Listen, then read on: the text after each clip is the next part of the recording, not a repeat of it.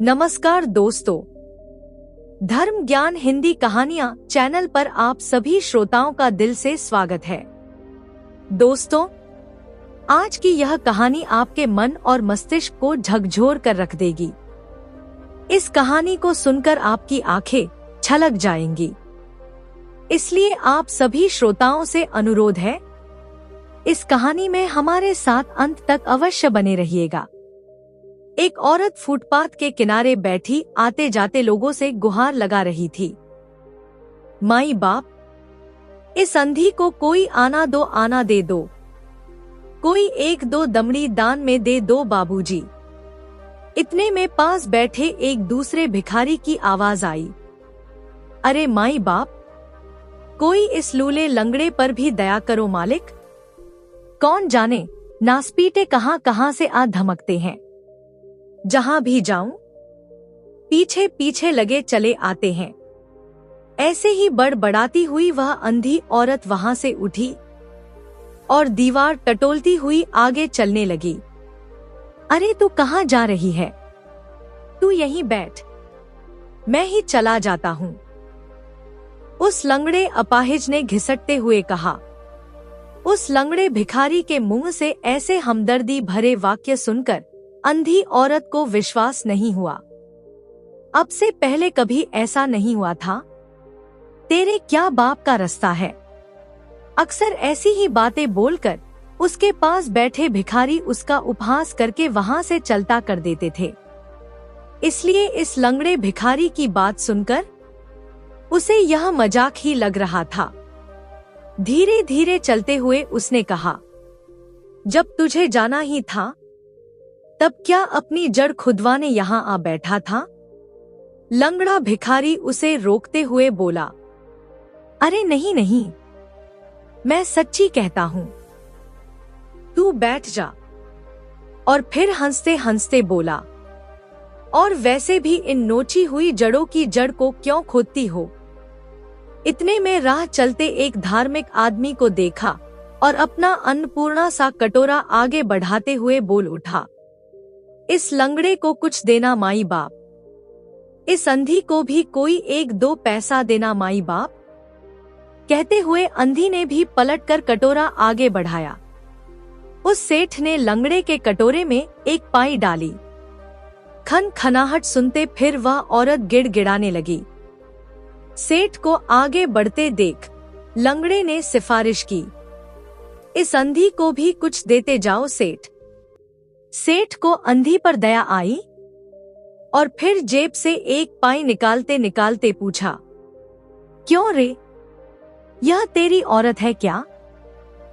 हाँ माई बाप, लंगड़ा बोल पड़ा। और वह औरत कुछ कहे उसके पहले ही उसके कटोरे में कुछ बज उठा। अंधी औरत कुछ कहने वाली थी, परंतु उसके शब्द जुबान पर ही रह गए और उफनता हुआ गुस्सा हवा हो गया। सेठ के जाने के बाद दूर दूर तक निगाह डालकर लंगड़े ने उस औरत को फिर से कहा, लो बैठो, मैं कहीं और चला जाता हूँ। औरत बैठ गई और लंगड़े के घिसटने की आवाज आते ही बोली, तू भी यहीं बैठा रह, तू मेरे भाग से ले थोड़े ही लेगा, लेकिन तू फिर मेरी जड़ें खोदने लगी तो? लंगड़े ने मुस्कुराकर कहा, अरे तू ही तो कह रहा था कि जड़ रहे, ऐसा तो कुछ भी नहीं। अंधी औरत हौले से मुस्कुराते हुए बोली, और फिर तूने सेठ को जो कहा था वह दोबारा कहा तो? अरे पगली, मैंने ऐसा कहा तब तो तुझे एक पाई मिली, उसमें तुम्हारा क्या चला गया? औरत ने उसकी ओर चेहरा घुमाया तो लंगड़े ने उसकी नाचती पलकों में देखा। उसे ऐसा महसूस हुआ जैसे इस अंधी की आंखों में मोहिनी है। औरत ने फिर वैसे ही गुहार लगाना शुरू किया, अंधी पर कोई दया करो माई बाप, कुछ कौड़ी पाई दो बाबूजी। काफी देर बाद लंगड़ा झुंझलाकर बोल पड़ा, अरे पगली, क्यों फालतू में मुंह दुखाती है? कोई आता दिखेगा तो क्या मैं नहीं बोलूंगा? तब तू भी बोल लेना। औरत को भी यह बात जंच गई। फिर भी आतन बीच बीच में बोल उठती थी, और जब वह लंगड़ा बोलता था तब वह दुगने जोर से बोलती थी। इस तरह अंधेरा हो गया। वह औरत उठकर चलने लगी। लंगड़े ने उसके चेहरे की उदासी देखकर कुछ अंदाजा लगाया और पूछा, कहाँ जाएगी तू? तेरा कोई ठौर ठिकाना है भी या नहीं? तुझे क्या, मैं जहां भी जाऊं? भिखारी के क्या कोई ठौर ठिकाने होते हैं? पड़ रहूंगी किसी मंदिर या मस्जिद के द्वारे। चलते चलते वह बोली। लंगड़ा भी कुछ नहीं बोला। वह भी अपने ठिकाने निकल लिया। दूसरे दिन सूरज के उगने से पहले ही लंगड़ा उस जगह आ बैठा और उस औरत की प्रतीक्षा करने लगा। कुछ देर बाद दूर से वह औरत आती दिखी तो लंगड़ा दुगने जोर से चिल्लाया, कोई दया करो मालिक, इस लंगड़े को पाई 2 पाई दान में दे दो। वह औरत भी उससे कुछ दूर बैठकर कल की तरह दयालुओं को गुहारती रही। जब धूप चढ़ी और दोपहरी हो चली तब ग्राहकों की आवाजाही कम होने पर लंगड़े ने औरत की ओर सरकते पूछा, कितने पैसे आए? 1 आना और 2 पाई। तेरे कितने हुए? औरत ने पूछा। मेरे तो 1 आने में भी 2 पाई कम है। इसी बीच लंगड़ा एकदम करीब आया। कुछ देर खामोशी छा गई। तेरा नाम क्या है? लंगड़े ने पूछा। क्यों, तुझे क्या काम है? पहले तू अपना नाम बताना। मेरा नाम तो चमन है और मेरा नाम जमनी है, कहकर जमनी ने उसकी ओर चेहरा घुमाया।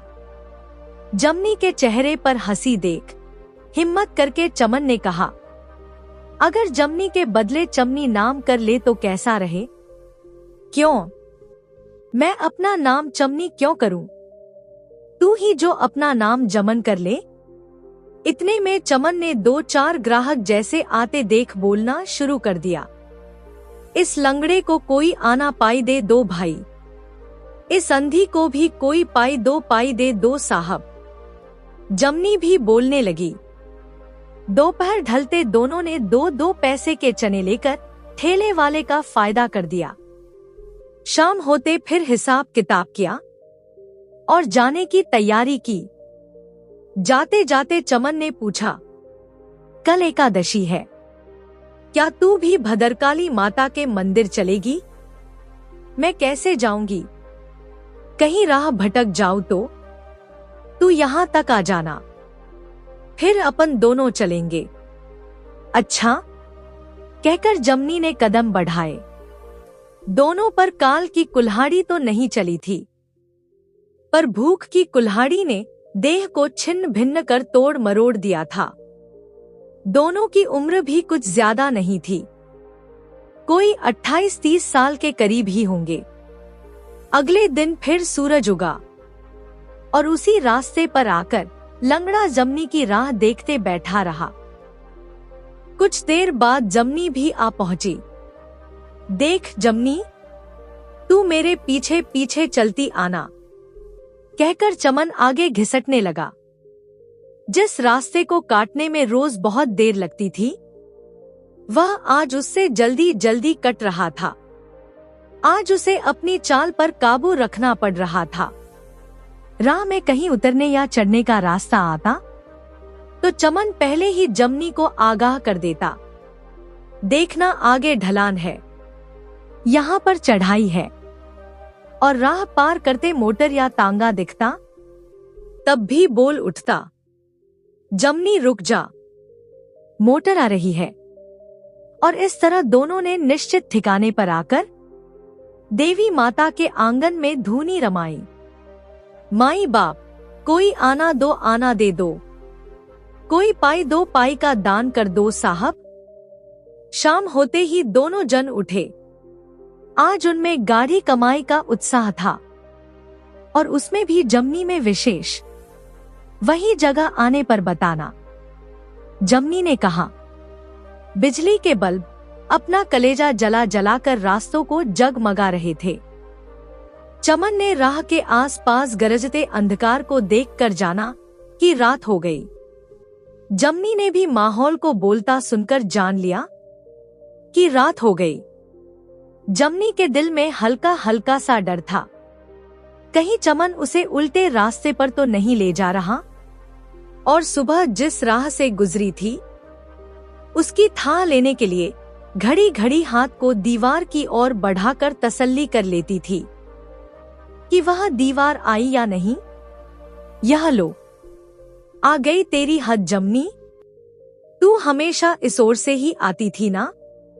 हाँ ठीक है, जमनी ने ठहरकर दीवार को उंगलियों से ही देखकर कहा और दिमाग में अपने रोज के रास्ते का नक्शा भी सोचती रही और फिर इस देवी माता के मंदिर जाने का नक्शा बनाने की भी थोड़ी बहुत कोशिश करने लगी।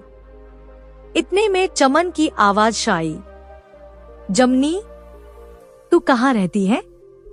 अगर वह अच्छी जगह ना हो तो मैंने एक अच्छा ठिकाना खोज निकाला है।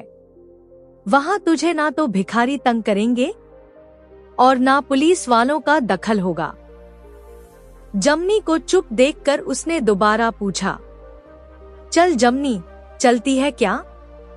फुटपाथ की एक दीवार से लगे पेड़ के दो जबरदस्त तने, उनके बीच एक इंसान आड़ा टेढ़ा लेट सके उतनी जगह और कुछ दूर पानी का नल। जमनी ने इस तरह अपने घर और मोहल्ले को याद किया, मगर फिर भी ना जाने क्यों उसे चमन के साथ जाना सही नहीं लगा। इसलिए उसने चमन से कहा, नहीं, मेरी तो अच्छी जगह है। अच्छा, फिर तू अपनी खुद जाने। हालांकि वैसे यह जगह अच्छी थी। चमन उदास होते हुए बोला और फिर घिसटते हुए कहा, अच्छा जमनी, ठीक है, अभी तू जा, सवेरे मिलेंगे। जमनी चमन की उदासी पहचान गई। उसे भी आज चमन को छोड़कर जाना अच्छा नहीं लग रहा था। आखिर अपनी राह पकड़ते जमनी ने पूछा, कल तू आएगा ना? फिर तू गालियां तो नहीं देगी? चमन ने मजाकिया लहजे में कहा, ऐसा क्यों बोलता है? मैंने तुझे कब गाली दी? जमनी के चेहरे पर कृत्रिम रोष था। अच्छा चल, चमन ने हंसते हंसते कहा और फिर पेड़ तले के अपने घर को कोई हड़प ना कर गया हो। उस चिंता में हाथ से चौकड़ी भरता वह सरकने लगा। गर्मियों का समय था, इसलिए दोनों को बिस्तर का झंझट कम था। फिर तो रोज जमनी और चमन उस रास्ते पर बैठते और फुर्सत की घड़ी में बातचीत भी करते। एक दिन जमनी पुकार रही थी, माई बाप, कोई आना पैसा दे दो बाबूजी। इतने में कटोरे में कुछ बज उठा। जमनी ने हाथ से छूकर देखा और पाई पैसे के बदले कंकड़ हाथ आने पर पास में बैठे चमन को हाथ मारते हुए कहा, चल शैतान कहीं का।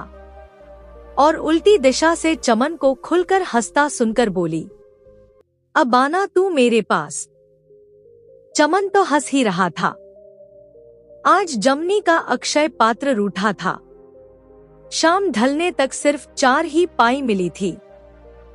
आज तो साड़ी के आंचल की तिजोरी में बंधे 4 आने में से लेकर खाना पड़ेगा। इस सोच में वह उदास थी। चमन को भी आज पैसा ही मिला था, पर उसे तो अपने पास साबुत पड़े 2 रुपए की गर्मी थी। चल जमनी, अब बखत हो गया, क्या आज जाना नहीं है? चमन ने पूछा। अभी बैठा रहना, क्या पता कोई दयालु आ जाए। जमनी बोली। चमन जमनी की उदासी का कारण समझ गया। इतने में जमनी के कानों ने जूते की आवाज सुनी, कोई अंधी को 2-4 आना दे दो माई बाप। कटोरे में कुछ पड़ता सुन जमनी ने मुंह भरकर दुआएं दी। जीते रहो सेठ, भगवान तुम्हारा वंश आगे बढ़ाए। और कटोरे में से पैसा हाथ में आने पर चेहरे पर खुशी नाच उठी। जमनी, वंश आगे कैसे बढ़े जब बीवी ही ना हो? ऐसा बोल कि भगवान औरत दे, कहकर चमन हंसने लगा। जमनी समझ गई, वह जूते तो सीधे चले जाते सुने थे। हो ना हो, यह करतूत चमन की है। यह सोच जमनी बोली, यह ले अपना पैसा। पैसे का क्या करूं? मुझे तो औरत मिले, ऐसी दुआ चाहिए। वह भी मिलेगी। ले अपना पैसा रख। चमन की ओर पैसा लिए बढ़ा हाथ, यूं ही रखे हुए जमनी बोली, दान में दिया हुआ पैसा वापस नहीं लेते। अरे पकड़ना, तुझे लेना ही होगा। ठीक है, पर एक शर्त पर लूंगा। जरा करीब खिसकते चमन ने कहा। क्या शर्त है? जमनी ने उत्सुकता भरी आवाज से पूछा। तू आज मेरे घर मेहमान बनकर चल। चमन ने छाती पर हाथ रख कहा। जमनी सोच में पड़ी और थोड़ी देर बाद बोली, पर तू ही मेरे साथ चलना। ऐसी जगह तेरे यहां नहीं होगी जमनी। यहां से ज्यादा दूर नहीं है। इन झोंपड़ियों से कुछ दूर खुले में एक नीम है। वहां कोई नाम तक नहीं लेगा। और कुछ देर खामोश रहकर फिर आगे कहा, तुझे वहां अच्छा ना लगे तो कल मत आना। अच्छा तो फिर चल। कहते हुए जमनी उठकर चलने लगी। चमन का दिल कांप उठा, मानो भक्त के घर भगवान पधार रहे हों। जरा ठहर जा जमनी, मैं कुछ पकौड़ियां ले लूं। तू यहीं खड़ी रह। मैं बस यूं गया और यूं आया। हाथों से चौकड़ियां भरता चमन बोला और नजदीक होटल में से सेर पकौड़ियां लेकर कंधे से लिपटे कपड़े में बांधकर थोड़ी ही देर में लौट आया। अब चल जमनी, चमन आगे होता बोला। उसकी आवाज सुनती जमनी अपनी लाठी से राह टटोलती हुई उसके पीछे पीछे चल दी। कुछ देर में चमन का घर आ गया। एक पुराने नीम के नीचे उसका घर था। चारों ओर मैदान का खुला आंगन था। नीचे हमेशा बिछी रहती धूल की शया पर फैलते चमन ने जमनी से कहा, बैठो जमनी। जमनी भी लाठी टेककर नीचे बैठ गई और फिर पकौड़ियों की पुड़िया खोल दोनों खाने लगे। जमनी की भूख तो आज जैसे कहीं भाग ही गई थी, पर पकौड़ियों के स्वाद से कुछ जग उठी थी। उसने हाथ से टटोलते हुए पूछा, चमना, तू कुछ खा भी रहा है या नहीं? हाँ हाँ, खा रहा हूं ना। चमन ने जमनी के हाथ को छूते हुए पकौड़ी उठाते कहा। उसे तो आज ऐसा लग रहा था जैसे आज उसकी जिंदगी भर की कामना पूरी हुई हो। कुछ देर बाद फिर जमनी बोली, चंट कहीं के, पकौड़ियां तो उतनी ही लग रही है। अरे पगली, खा रहा हूं ना। सुनकर जमनी ने चमन से पूछा, अच्छा, था मेरी कसम। पर जब चमन कुछ नहीं बोला तो जमनी बोली, ऐसे नहीं चलेगा। चल आधी आधी बांट लें। कहकर दोनों हाथों से हिस्से कर अपनी पकौड़ियों को एक हाथ पर रखकर खाने लगी। चमन, तूने तो कम ली है, मुझे ज्यादा नहीं खाना है, जमनी ने कहा। खा पीकर निपटने के बाद चमन उसे कुछ दूर बने नल पर ले गया। दोनों जने पानी पीकर लौटे और लेटकर देर रात तक बातें करते करते सो गए। फिर तो जमनी और चमन साथ साथ मांगने जाते, साथ ही खाते और साथ ही रहने लगे। बारिश शुरू हो गई थी। चमन को मकान बदलने की जरूरत लगी। चमनी, तू यहीं बैठ, मैं रहने के लिए कुछ ठीक जगह देख आऊं। कहकर चमन दोनों हाथों के बीच देह झुलाता निकला। देख चमना, बहुत दूर मत जाना, थक जाएगा। और जल्दी वापस आ जाना, जमनी ने कहा और फिर ग्राहकों से दया की याचना करने लगी। घर खोजकर चमन देर से लौटा और नए घर में जमनी को लेकर चल दिया। कुछ दूर जाने के बाद दूर से ढाबा देखकर चमन के मुंह में पानी आ गया।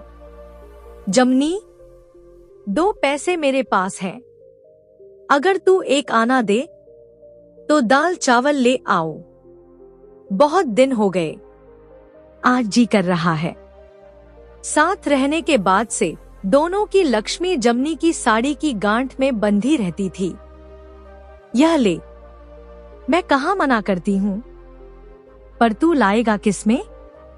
1 दोना मैंने छिपा रखा है, वहीं ढाबे के पास गटर के छेद में। जब तू नहीं थी तब किसी दिन वहां खाने जाता था, पर तू कैसे ला पाएगा? चल मैं भी आती हूँ, जमनी बोली। ढाबे के पास जाकर चमन ने फुटपाथ के किनारे पानी जाने के लिए बने छेद में से दोना निकालकर एक लड़के से कहा, भाई 6 पैसे के दाल चावल देना जरा। कुछ देर बाद लड़का दाल चावल डालने आया। सब्जी नहीं लाए भाई साहब? चमन ने सिर्फ दाल चावल देखकर पूछा।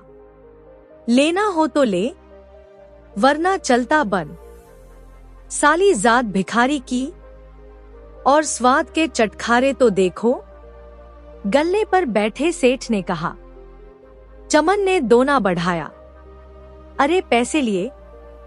सेठ ने लड़के से पूछा। लड़के ने पहले पैसे रखवाए और फिर दाल चावल दोने में डाल पैसे लेकर चल दिया। चमन और जमनी की टूटी फूटी गाड़ी भी चल दी। बारिश की बूंदों से बचाने के लिए दोने पर पल्ला धकती जमनी को चमन ने कहा, गिरने दे, दाल चावल बढ़ जाएगा, कहीं गिर विर जाएगी। एक दीवार पर नाक के फन की तरह झुके पेड़ के नीचे थमकर चमन बोला, बैठ जमनी, देख यहां एक बूंद भी नहीं गिरती है। हाँ चमना, तूने तो सच में अच्छा घर ढूंढ निकाला है, एकदम सूखा है। जमनी ने बैठते हुए कहा, मैंने तो पिछले साल भी यहां बारिश काटी थी। चमन ने कहा, और फिर दोनों जने बीच में कटोरा रखकर दाल भात खाने लगे। तू दीवार की तरफ सो जा, जमनी ने फुटपाथ के किनारे की तरफ खिसकते हुए चमन से कहा। इस तरह एक दूसरे के सहारे दोनों के दिन आराम से कटने लगे। इस तरह दिवाली के दिन आ गए।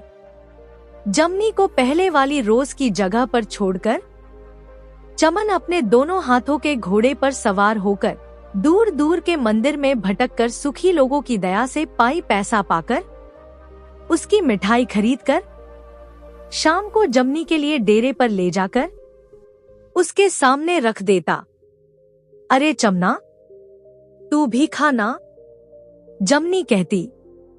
अरे मैंने तो बहुत खाया है पगली, अब तू खा, कहकर चमन इनकार कर देता। हाँ, तूने बहुत खाया है, तो भी दोबारा खा, मैं इस तरह अकेली नहीं खाऊंगी। और इस तरह चमन को उसके साथ खाना ही पड़ता था। फिर जमनी पलके नचाकर कहती, मैं तुझे पहचानती हूँ, पर कल से तू इतनी दूर मत जाना। इस तरह भटकते भटकते तू कहीं किसी मोटर गाड़ी के नीचे आ जाएगा। आग लगे इस खाने में। जीभ को तो जितने स्वाद करवाओ उतने ही कम लगते हैं। त्योहार के बस यह 2 दिन और हैं, फिर कहाँ ऐसे 4 आने मिलेंगे और कहाँ ऐसा खाएंगे। ना मिले तो ना सही, थोड़ा मिलेगा तो सस्ता खाएंगे। इस प्रकार दोनों की दिवाली भी बीत गई। एक दिन रात में सर्दी बढ़ते देखकर चमन ने बगल में सोई जमनी से पूछा, जमनी, तेरे पास कितने पैसे हैं? जमनी, 2 रुपए और 1 अठन्नी बंधे हैं, और कुछ पाई भी हैं। क्यों? किस लिए पूछ रहा है? कल हाट में से तेरे लिए एक ओढ़ना और लहंगा ले आऊं। फिर जमनी की देह पर नजर दौड़ाते हुए कहा, जरा तेरे कपड़े तो देख, इसमें से एक टुकड़ा भी साबुत ना निकलेगा। जमनी ने लेटे हुए ही चमन के कुर्ते को छूकर कहा, पर तेरे भी कहाँ अच्छे हैं, जैसे तैसे गांठे लगाकर तो यह कुर्ता टिकाया है तूने। चमन ने दुखी होकर कहा, पर मेरी बात और है जमनी। नहीं, अगर लाए तो दोनों के लिए लाना, वरना मैं नहीं पहनूंगी। हाँ, जमनी ने कहा। बढ़ती सर्दी में दिन उगने से पहले ही जमनी और चमन रोज की जगह पर आ बैठते थे। दोनों ऐसे कांप रहे थे जैसे कोई देवी शरीर में आई हो। मुंह गुहार रहा था, कोई दयालु, दया करो सेठ। पर किसी दयालु की शामत आई थी जो ऐसी ठंड में जेब से हाथ बाहर निकालता। अखबार वाले तेज चाल से सर्दी को मात देते पुकार रहे थे। जगह जगह पर हिम वर्षा हो रही थी। कहीं पर पाले में फसलों का सर्वनाश हुआ जाता था। आज तो बड़ी कड़ाके की ठंड है जमनी, गुदड़ी लपेटी है, फिर भी ठंड से कलेजा कांप रहा है। चमन ने बजते हुए दांतों से बात कही, यहाँ मेरे पास सटकर बैठ जा, थोड़ी ठंड कम लगेगी। ना रे, कोई पाई पैसा दे रहा होगा तो वो भी नहीं देगा। चमन ने कांपते हुए कहा, तो फिर कहीं धूप में जाकर बैठ, अब तो धूप निकल आई होगी। जमनी ने कहा और खुद पर लपेटी हुई गुदड़ी निकालकर बोली, ले चमना, तू यह गुदड़ी ओढ़ ले। अरे नहीं जमनी, इसे तू ओढ़े रख, मैं वहां धूप में जाकर बैठता हूं। कहकर चमन आगे सरकने लगा। आज उसके हाथ स्थिर नहीं रहते थे। दोपहर होने को आई तब भी चमन की ठंड नहीं गई। जमनी को कुछ शक हुआ, कहीं बुखार तो नहीं हो गया। कहते हुए चमन के शरीर को हाथ लगाते बोल पड़ी, हाय राम, क्या ठंड ठंड लगा रखी है, शरीर तो बुखार में झुलस रहा है। अरे कुछ नहीं है पगली, वह तो ऐसे ही लग रहा है। जमनी का चेहरा जर्द होता देखकर चमन ने कहा, ऐसे ही क्या, तेरा सिर, यह ले गुदड़ी और ओढ़ कर सो जा। इस बार चमन इनकार ना कर सका। इनकार करना उसे उचित ना लगा और दोनों गुदड़ियां ओढ़कर चमन दीवार से लगकर कांपता हुआ लेट गया। बीच बीच में जमनी ने 2-3 बार पूछा, तुझे कुछ पानी वानी पीना है? तू कहे तो कुछ खाने को ले आऊं। और रोज के समय से पहले चमन को लेकर डेरे पर आ गई।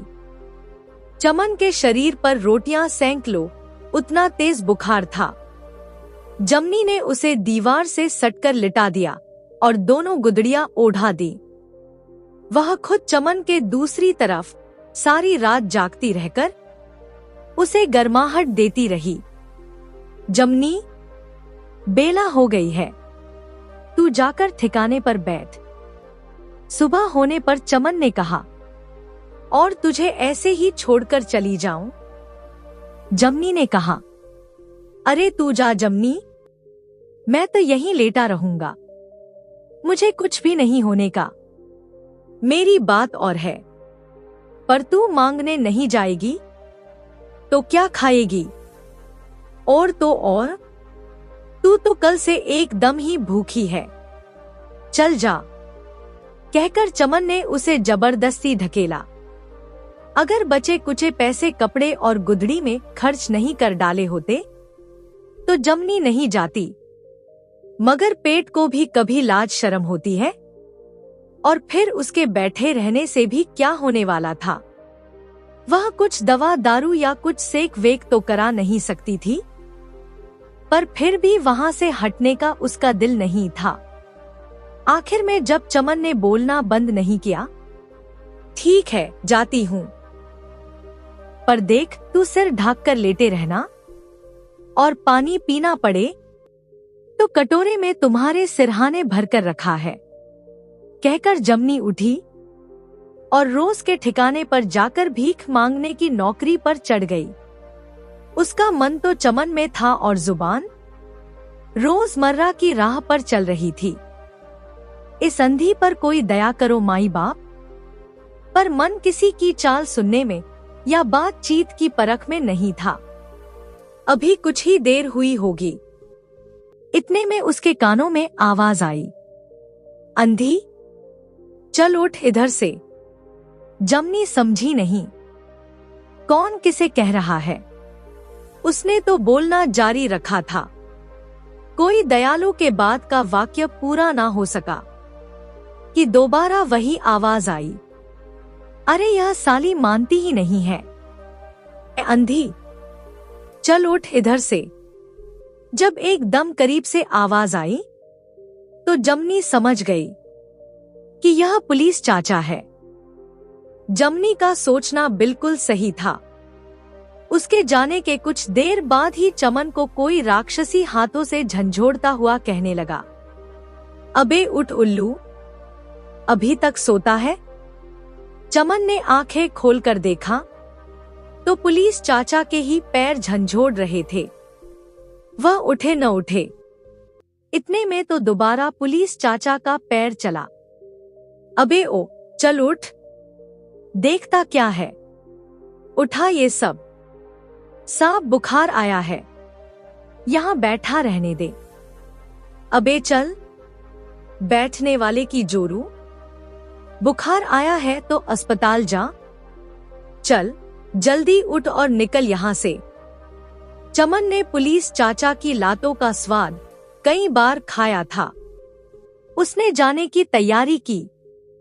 वह ठंड से बुरी तरह कांप रहा था। बुखार की भट्टी रोम रोम में सुलग रही थी। हाथ के पंजे में तिनका उठाने की भी ताकत नहीं थी। संपत्ति के नाम पर एक गुदड़ी और कटोरा छोड़कर जाने का उसे मन ना हुआ। पर पुलिस चाचा उस शोभा को थोड़े ही रहने देते। वे कड़क कर बोले, चल हटा ये सब। चमन ने पीठ पर गुदड़ियां लादी और हे राम कहकर धीरे धीरे खिसकने लगा। उसने सोचा, चलो जमनी की तरफ जाम, कुछ दूर से बुलाकर कहूंगा थोड़ी मदद करे। मगर इतने में तो पुलिस चाचा बोल पड़े, अरे ओ, उधर कहाँ जाता है? इस रास्ते पर तो अभी गवर्नर साहब निकलने वाले हैं। उधर जा और उस गली में मुड़ जाना। चमन वापस लौटा और चींटी की चाल से चलने लगा।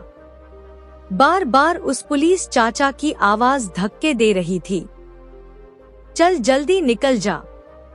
आखिर गली में मुड़ने पर एक पानी के नल लगे पक्के चबूतरे की आड़ देखकर वह उसके पीछे छिप गया। उसका हाफना इतना तेज था कि वह पूरी सांस भी नहीं ले पा रहा था। बुखार मानो घोड़े पर चढ़कर आया था। अंग अंग पेड़ की पत्तियों की तरह कांप रहा था। आंखों की रोशनी गहरे में डूबने लगी। जान जमनी में जाकर अटक गई। जबान के बदले दिल जमनी जमनी कहकर पुकारने लगा। कुछ देर बाद जब ठंड कम हुई तो दिल ने एकाध बार और जमनी को पुकारा और एक दो भी पछाड़े खाई। इसके बाद बुखार उसकी चेतना को लेकर चंपत हो गया। ठंडी देह लकड़ी जैसी होकर पड़ी रही। दिन काफी चढ़ आया होगा। तब जमनी ने जूते की आवाज करने वाले से पूछा, सेठ, गवर्नर साहब चले गए क्या? उस आदमी को जरा आश्चर्य हुआ पर पूछने की फुर्सत नहीं थी। हाँ, चले गए कहकर जवाब दे दिया। जमनी फटाफट उठी और दिमाग से पूछती पूछती गिरती पड़ती चलने लगी, उसी रास्ते पर जहां से वह आई थी। सही ठिकाने पर आ पहुंचने के बाद उसके दिल ने चैन की सांस लेते हुए कहा, अब कोई फिक्र नहीं है। अब तो पहुंच ही जाऊंगी। फिर धड़कते दिल से लंबे लंबे डग भरती हुई घर की ओर बढ़ी। दिल बार बार शक कर रहा था, क्या जाने चमन वहां होगा या नहीं, पर मन ढांढस बंधाता, और कहाँ गया होगा। ऐसे तेज बुखार में तड़पते आदमी को कोई निकाल तो नहीं देगा, और निकाला भी होगा तब भी वह कहीं आस पास ही होगा। इस तरह घर सोने का ठिकाना आ गया। जमनी ने पुकारा, चमना, अरे ओ चमना। जमनी ने दोनों हाथों को घुमाकर 10-10 हाथ धरती टटोल डाली, पर चमन कहीं होता तभी तो बोलता ना। इस बार उसने जोर से पुकारा, चमना, अरे ओ चमना। पर कोई जवाब ना मिलने पर दिल तड़प उठा। उसे आंखों का ना होना जितना आज अखर रहा था, उतना शायद कभी नहीं अखरा होगा। गले में जैसे कुछ फंस गया, आंखें छलकने लगी। कुछ दूर जाकर बड़ी मुश्किल से उसने फिर से पुकारा, चमना, ओ चमना। राह चलते एक दो जनों ने उसकी आवाज सुनी तो कहने लगे, पागल लगती है। जमनी ने उनसे पूछा, सेठ, यहां कहीं चमन को देखा? पैरों से लंगड़ा है। जाते हुए सेठ का उत्तर आया, नहीं। जमनी का दिल पंगु हो गया। उसने चलना जारी रखते हुए एकदम आंसू भरी आवाज से फिर पुकारा, चमना, कहाँ गया रे चमन? अरे क्यों चिल्ला रही है? किसे ढूंढ रही है? एक संतरा बेचने बैठे मुसलमान ने पूछा, तुमने उसे देखा है कहीं? दोनों पैर से लंगड़ा है। उसे बुखार आ रहा था, ना जाने कहाँ चला गया। यहीं बैठता था। अरे हाँ, उसके पास में 2 गुदड़ी थी ना, और एक तसला भी, और दोनों पैर से लंगड़ा भी था। हाँ हाँ सेठ, वही। वह कहाँ है सेठ? दया करके मुझ अंधी को बता दो। अरे उसे तो अभी म्यूनिसिपालिटी की गाड़ी में डालकर ले गए। थानेदार साहब भी साथ ही गए हैं। उधर उस नल के पास मरा हुआ पड़ा था। मुसलमान ने कहा। यह सुनते ही जमनी का दिल बैठ गया। क्या चमना मर गया? क्या यह सच्ची बात है सेठ? जमनी ढेर होती हुई फटी आवाज से पूछ बैठी, और फिर पलकों के किनारे वेग से बहते आंसुओं के साथ डूबती हुई आवाज में करुण क्रुंदन करती हुई, चमना तू मर गया? तू मुझ अंधी को बेसहारा करके छोड़ गया? बोलते बोलते जमीन पर गिर पड़ी। मियां ने कंधे पर संतरे की टोकरी रखी और बड़बड़ाता हुआ वहां से निकल लिया। इस साली बला को मैंने क्यों बता दिया? कहीं मर जाएगी तो बला सिर पड़ जाएगी, ना लेना ना देना। दोस्तों, आपको यह कहानी कैसी लगी? हमें कमेंट करके जरूर बताइएगा, और इस वीडियो को लाइक करके हमारे चैनल को सब्सक्राइब भी जरूर कर लीजिएगा, ताकि हमारी आने वाली वीडियो का नोटिफिकेशन आपके पास सबसे पहले पहुंच सके। धन्यवाद दोस्तों।